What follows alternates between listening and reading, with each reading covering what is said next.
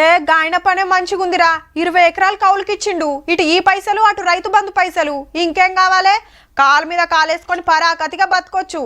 అప్పు కావాలనా ఓ 10 రోజులు ఆగరాదు పెట్టుబడి పైకం రాగానే ఇస్తా మితి తెలుసు కదా చాలా తక్కువ 100కి 5 రూపాయలే నీ అవ్వ గిదేం తరికవయ్యా నాకు ఎకరం ఉంటే 5,000 వచ్చే 10 ఎకరాలు ఉన్నగా పటేల్కు 50,000 వచ్చే ఇక గిట్లయితే వ్యవసాయం పొడిగెళ్ళినట్టే అని ఊర్లలో జరిగే చర్చలు అయితే రైతు బంధు అందరికి వచ్చింది కానీ రైతు భరోసా మాత్రం పక్కా రైతులకే వచ్చేటట్టుంది వ్యవసాయ భూములకు రైతులకే ఇస్తామని సీఎం సార్ కుల్లా చెప్పిండు మరి అసెంబ్లీలో బడ్జెట్ పెట్టేటప్పుడు చిన్న సీఎం సార్ ఇదే మాట అన్నాడు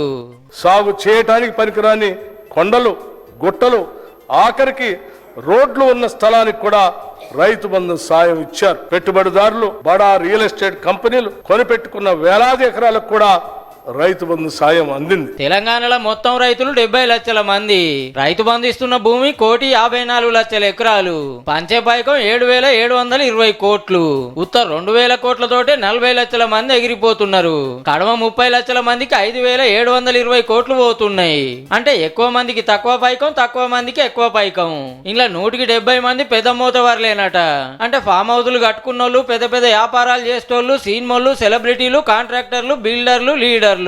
ఎన్నడు పొలంలోకి దిగరు వ్యవసాయం అంటే ఏందో తెలియదు కానీ పంటకు టింగు అని రైతు బంధు అడవాటే కారోళ్ళు తప్ప కడమోళ్ళంతా మెస్తలేరు ఇట్లా పైకమిచ్చుడు పంట వాస్తవ సాగుదారులు కాని వాళ్ళు కూడా ఆ డబ్బులు తీసుకుంటూ ఉండేవాళ్ళు దాన్ని బంద్ చేసే విధంగా ఇవాళ ఒక నిర్ణయం చేశారు అది ఒక మంచి నిర్ణయం పంట పండించే భూములకే ఇస్తాం పడా ఉన్న భూములకి ఇయ్యం లేదా గుట్టలకు రోడ్లకి ఇయ్యం